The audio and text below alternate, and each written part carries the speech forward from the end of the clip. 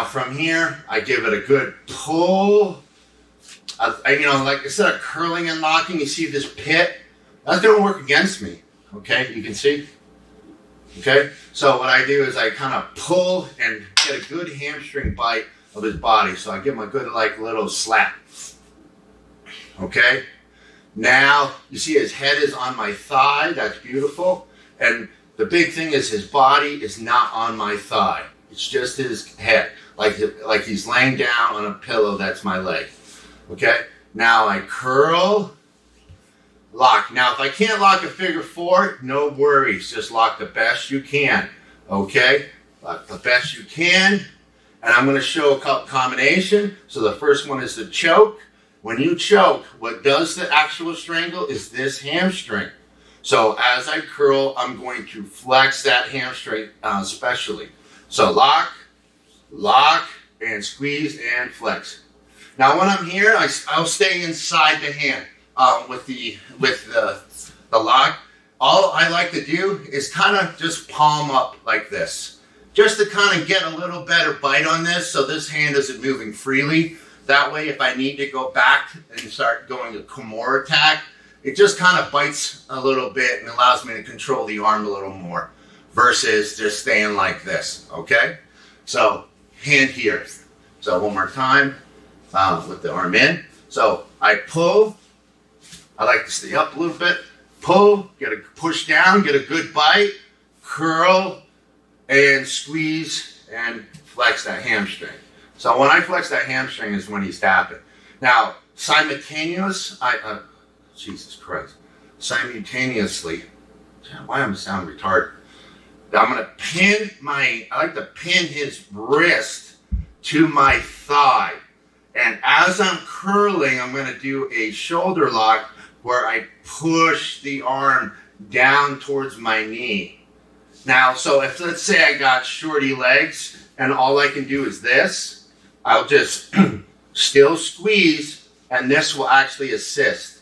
Okay, so it's just a good shoulder lock. A lot of times you'll get a tap faster from the shoulder lock than you will for the triangle.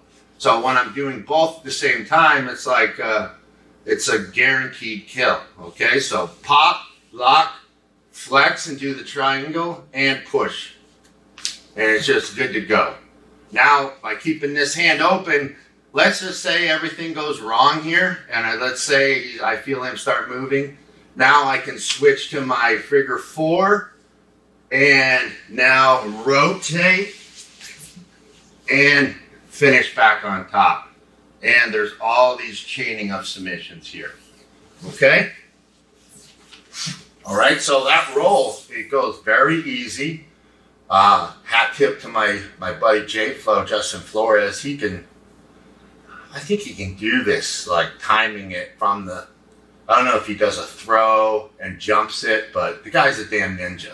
So he's pretty impressive, especially when you know how many damn knee surgeries he's had. His knees are a mess, and he can still do all this stuff. Good for him. All right. This is not a fancy move as much as it is, especially when you can do it with a gi and stuff like that. So I'm just going to bring him back down, like boom, drive. He steps out, then snap, get my grip, and I can start moving him here.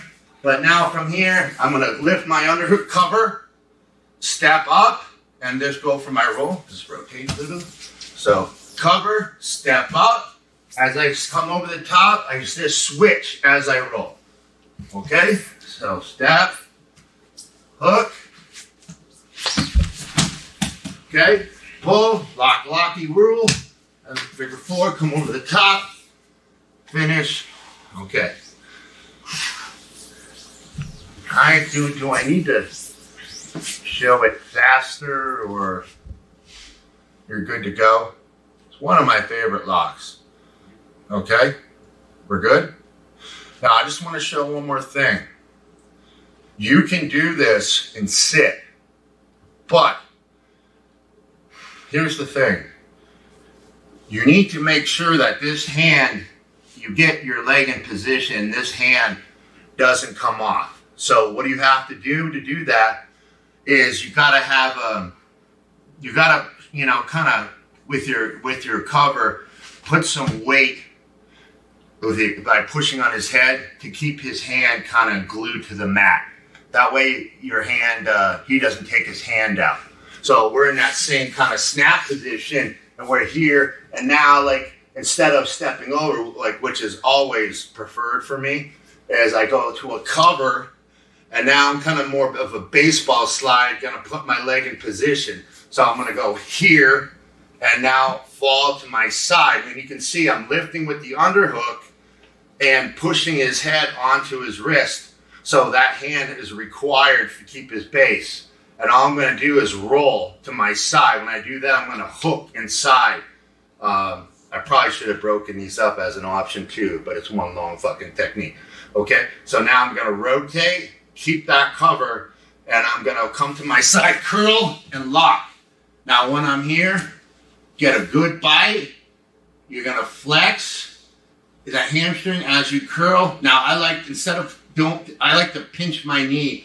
Always pinch your knee, okay? Yep. Pinch the inside of my knee to my shin. That's super important. Okay, with any triangle. This knee pinch towards this. So like almost like I'm flailing. So I lock it. Now watch by doing that. Like that. But now if I just squeeze like this, it doesn't, see the space? It works against me. See the difference? Okay, so here, lock, lock. Now right away, or from here, no matter what, you okay? Yep. I'll keep it loose. Okay? I like to come up and hold this body, because one of the escapes from this position is for him to pike his butt up and try to step over. If I'm here, I'm good to go. I'm good to go. And now from here, try to pike up like that, I'll start dragging out. And it works even better. Is that hurting your back? A little bit. You know, we're fighting through a lot of injuries here. And a heart problem. So from here, lift that underhook, cover, spike a lot of weight onto this arm. The elbow can be on the mat, that's fine. And then I just kind of baseball slide in. Hook the outside of that. And now, as I rotate, my heel is going to hook inside. So cover, boom, lock, cover. Now flex and squeeze. That doesn't work. Come up onto your hand, drag, and better finish. Okay? That one probably hurt. I prefer the roll, but if you have an issue,